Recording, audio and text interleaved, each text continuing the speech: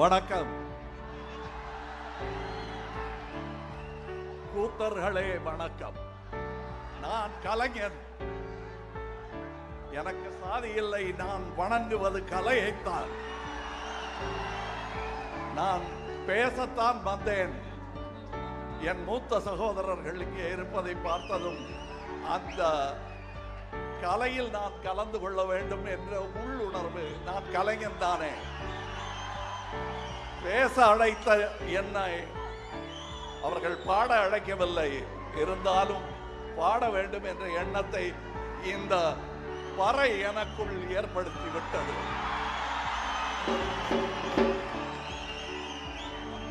அதுவும் இல்லாமல் பாடுகிறேன். இதற்கு தாளத்தை நீங்கள் சேர்த்துக் கொள்ளுங்கள்.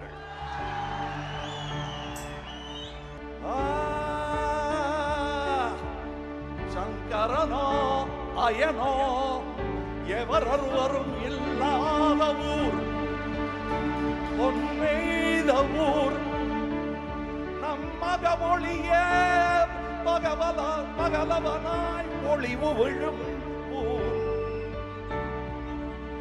நம்மக ஒளியே பகலவனாய் ஒளிவு விழும் ஊர். சிவம் யாமே சிவம் என்றானபின் உருவாவதும் கருவாவதும் உயிர் போவதும் இனி இலையே இலையே இலையே. ஓ 24 நாடிகளை கூட்டுவது குண்டலனை யோகம் என்றே கொள்வோம்.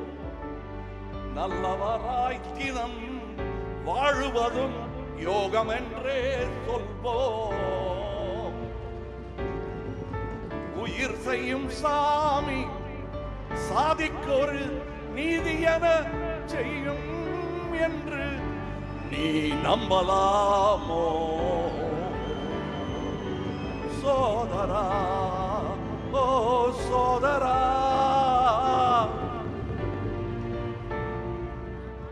சொல்லடா சோமா, சொல்லடா சோமா. இது 17 வருடமாக எழுதி உறங்கிக் கொண்டிருக்கும் பாடல். இது தாளமும் சேர்ந்து உலகே கேட்க விரைவில் வெளியிடுவேன். என்ன சிலேகன், நல்லா இருந்துச்சா தம்பி? நல்லா இருந்துச்சா?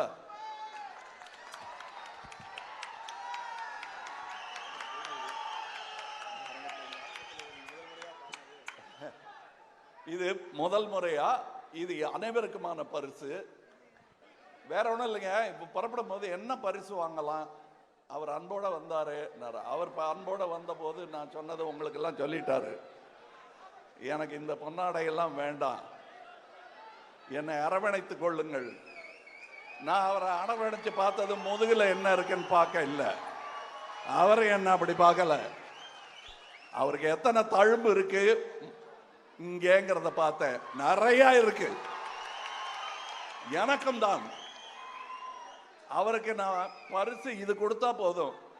புலிக்கு எதுக்கியா பொன்னாடை? மேல பாருங்க, அதை தொட்டு பார்த்து உணர்ந்தாலே போதுமானது. இதை தொட்டு பார்த்துட்டேன். தம்பிக்கு பிறந்த நாள் வாழ்த்துக்கள். இடுப்பில் தூக்கி கொஞ்ச வேண்டிய தாய்மார்கள் அதை கொஞ்சி விட்டார்கள்.